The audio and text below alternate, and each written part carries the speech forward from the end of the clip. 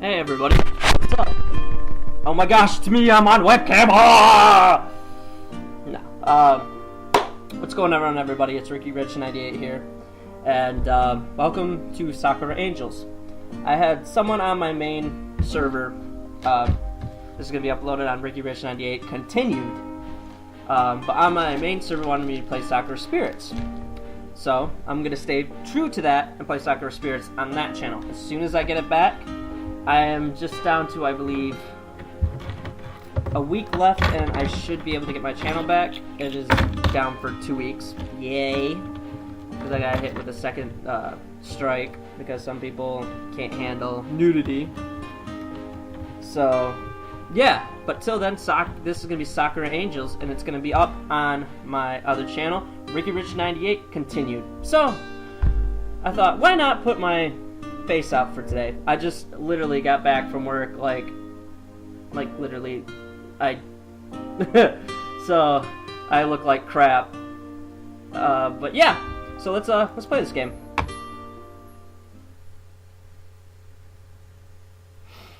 Ooh. Every night I have the same dream. Every night, I'm always brought back to this place without fail. Then every morning I wake up with no memory of this place at all, until the next day I fall asleep. Not a single night has went by without my consciousness being dragged into this abyss. This realm is devoid of light, so much so that I can't even see my hand in front of my face, no matter how desperately I wave it. The concept of sound is just as absent, my steps silent, my distressed cries swallowed by the bordering darkness as quickly as they had left my mouth. I am in a bleak, barren wasteland of nothingness. Spending any prolonged amount of time here begins to make me doubt even my own existence. Yet, despite feeling suffocated by a striking absence of anything, I know I'm not alone. Something is watching me, stalking me from the shadows. I can't say for sure what it is, but every once in a while I'll catch a sight of something from the corner of my view. A pair of burning, bright eyes fixated purely on me. They hate me, despise me. There's an overwhelming sense of animosity radiating from whoever they belong to. I know they want nothing more than to lash out and attack me, but something is holding them back. A force they truly despise. Invisible chains that bind and restrict them from the one thing that is on their mind. Boom, okay. At first, when I began dreaming about this place, the eyes were distant, like glimmering stars. But with each passing night, the eyes seem to inch ever closer and shine even brighter. I think whatever force has been holding them from me is beginning to fade. What will happen when these eyes reach me? I shudder to think. I know it's just a dream, so I shouldn't be afraid. But everything I experience here is so vivid. None of my usual murky haze that shrouds such dreamlike environments seem to exist here at all.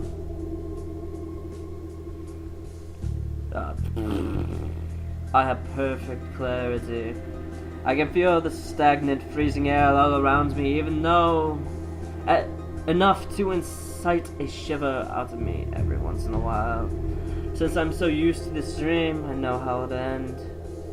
I wade through the darkness for what seems like an eternity, never finding anything until the morning finally comes and pulls me out of this nightmare. At least, that was how it usually ended. Something is different tonight. Those hateful burning eyes that always kept just out of sight before, I'm suddenly confronted by them. Never before have they ever been so close. Never before have I stared straight back into them. The narrowed, piercing gaze roots me to the spot, and a shooting pain surges through me. I can't move. I can't breathe. And then, from out of the darkness, a crooked smile spreads, just as sinister as the eyes. So close. I can practically taste the freedom. It won't be long now. Enjoy the peace while you can, boy, for your days are numbered. And then everything shall change. Lovely. Ugh. My head is killing me. You too! Yeah, my fucking head's been hurting all day. Shit! Ugh. I'm barely hanging on here.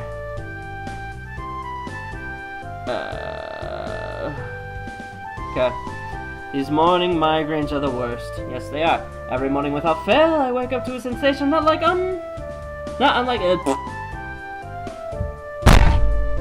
There you go. There's a thump.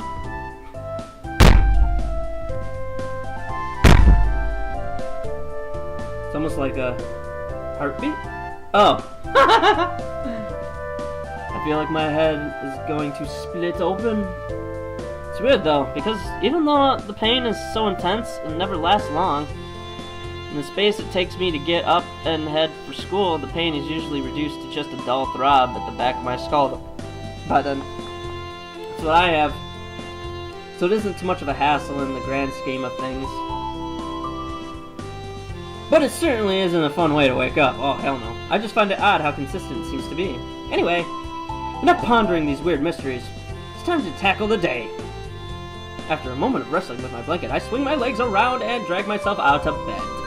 I quickly look at my bedside clock. Tells me it's still early. Too early. If I had it my way, the world would start until at least a good way into the afternoon. But sadly, life just isn't that wonderful. Pulling back the curtains to let the light flood into my room, I suppress the urge to let out a hiss, almost blinding myself in the process. Too bright! The rest of my time getting ready is spent fighting with my uniform, a tie becoming all the more problematic to put on when you're half asleep. Oh god, I think I've actually got my hand stuck in it. Almost choking myself to death in the most pathetic fight ever. I finish putting on the tie, the rest of my uniform complying peacefully with me. I'm able to find a comb. I settle for just flattening my hair down with my hands. Blinking into a mirror, I'm left staring back at someone with messy black hair. It's close enough. Somewhat dressed and somewhat ready, I stumble out of my room, legs still not fully awake. Uneven steps carry me dangerously down the stairs. I soon emerge into the kitchen. I'm greeted by silence. The kitchen is empty. A familiar scene for me. My parents are what you might call workaholics. Basically, they spend more time at their respective jobs than they ever do here. I only ever get to catch them during the evening while we're eating. Then everyone is off to bed, and the cycle repeats. Don't get me wrong, I understand they have to work in order to keep us living comfortably, so I don't hate them for it. It just gets, I don't know, lonely? Lonely, I guess. Ah well, there's no moping about it. It seems like this for years, so I don't know why I was getting all emotional about it now. The plus side of them not being around is that I quickly had to learn how to cook for myself. It's amazing how fast you can adapt to that sort of stuff when you're starving. I don't think I have enough time for anything fancy to eat breakfast, so I'll just settle for toast. You can never go wrong with toast. Okay, you might be able to go wrong with toast. I have a sudden traumatic flashbacks to when the toaster erupted into flames. Whoa, what the fuck? The fuck is he doing? Ah, what a day that was. But I've learned from my mistakes now. It won't happen a third time. Having devoured the only slightly charred toast, I sling my bag over my shoulders before starting for the front door. I give the empty house one last look over before opening the front door. It's kind of depressing to have no one to say goodbye to. But again, this has been the same for every weekday morning since forever ago. The sun is shining high in a cloudless sky. Birds are chirping overhead. Waves of students are passing by, happily chatting.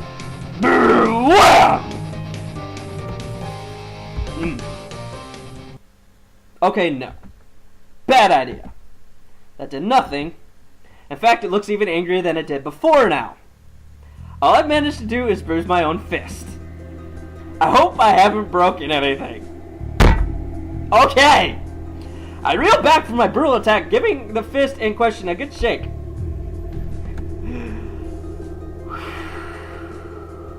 It still stings.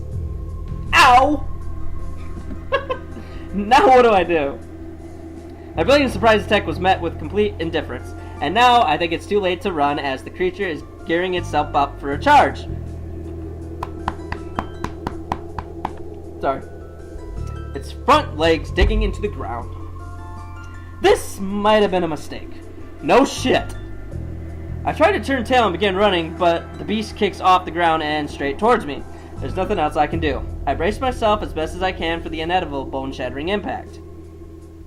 Right before the beast can connect with me and bring my life to a grisly end, a dazzling radiant light floods my vision, engulfing both me and the monster. The beast stops in its tracks,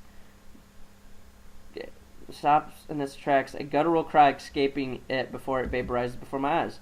What the hell just happened? Jeez, that was a close one. No, huh? Jeez, that was a close one. Are you okay? Are you alright? A cheerful voice chirps. A welcome sound after that terror of that thing. Don't talk to him! He's an asshole. We have to leave before... And then another voice that's less cheerful. In fact, they sound angry, more angry than ever. Oh! Hello! Yay.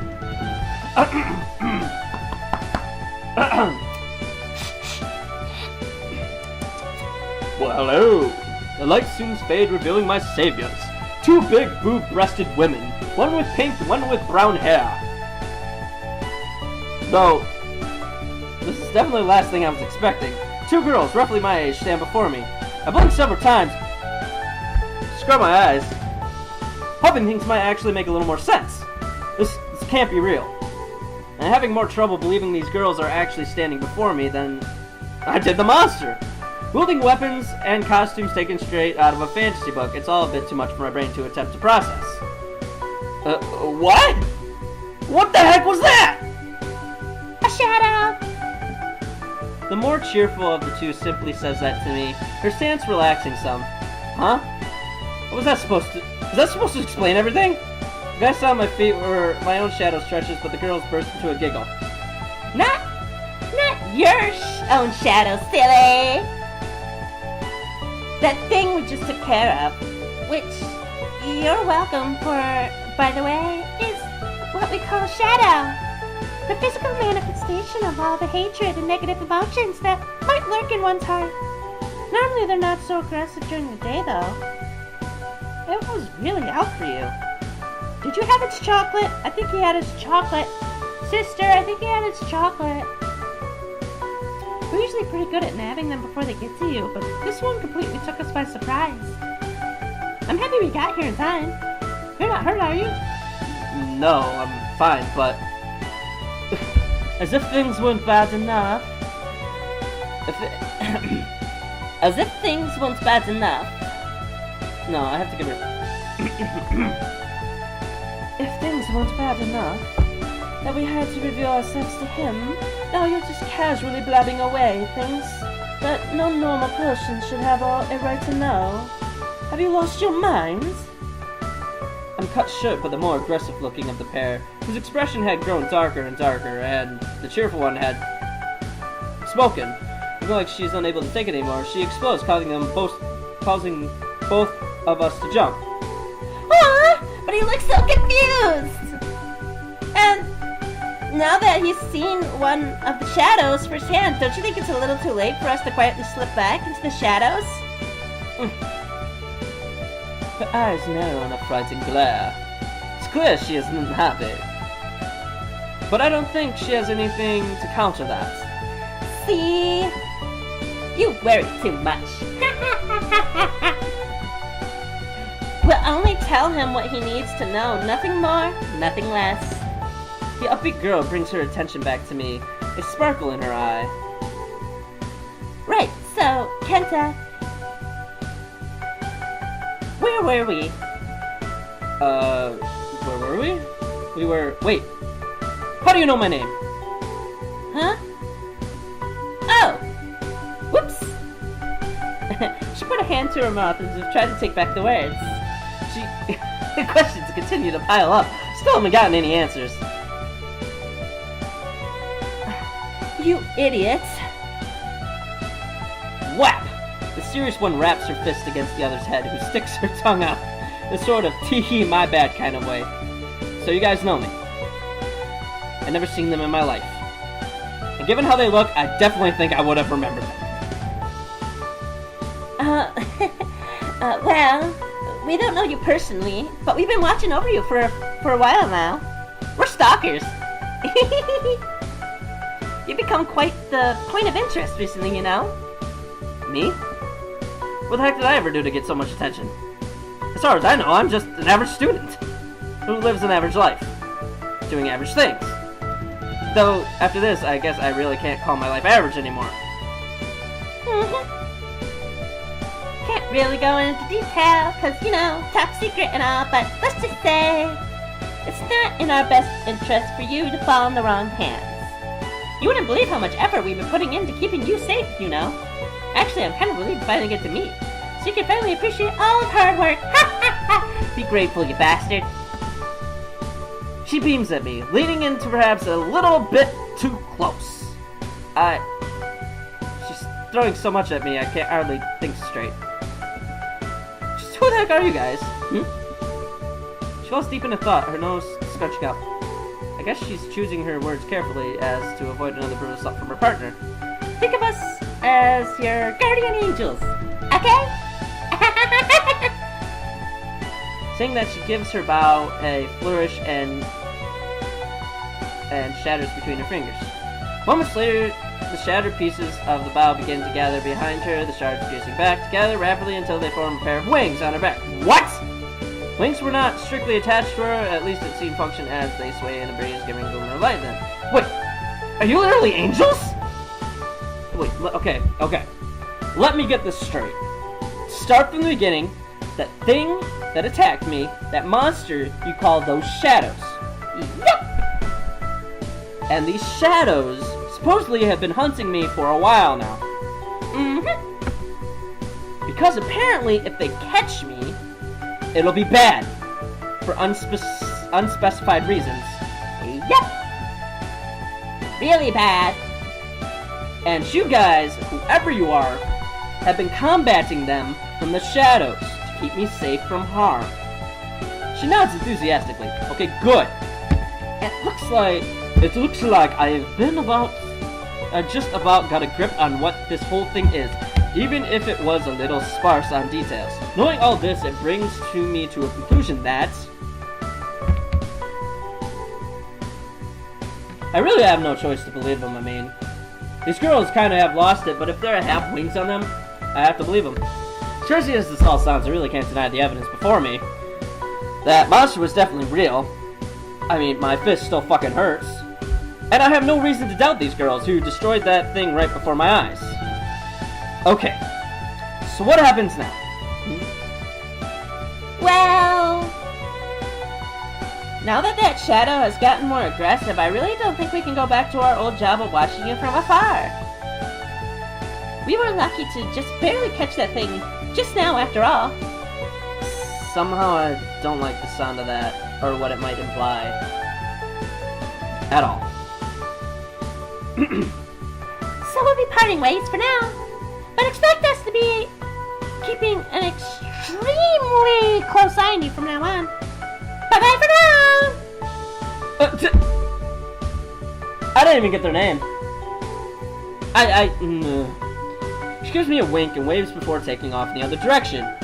Her less enthusiastic partner simply turns her head with one last before following after her. I'm soon left completely alone within the street, where just moments ago the entire world had been spun on its own head.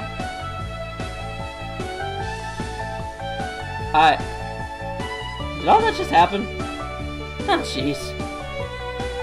All of this world will have to wait for later, though. Right now, I have to focus on the bigger issue. Being late for school! Break into a sprint and try to make up for lost time. All the while hoping that I never run into those two again. Somehow, I just about barely made it to class. Okay, guys. I'm going to stop it right here. I don't know how long. Let me see how long I've been recording. 25 minutes. Yeah, I'm going to end it right here, and I will continue on in the next episode. I hope you guys are enjoying this. This is interesting. I'll give it that. I'm trying to figure out all the voices for everybody. But till then, yeah, guys. This is Sakura Angels, and if you guys like the webcam and want me to continue to do the webcam, I will. It's not the greatest one. It's just one on my laptop. But yeah, guys, thank you guys for watching so much. This is Ricky Rich 98 on Ricky Rich 98 continued. Once again, saying stay freaky, my friends. Till then, bye-bye.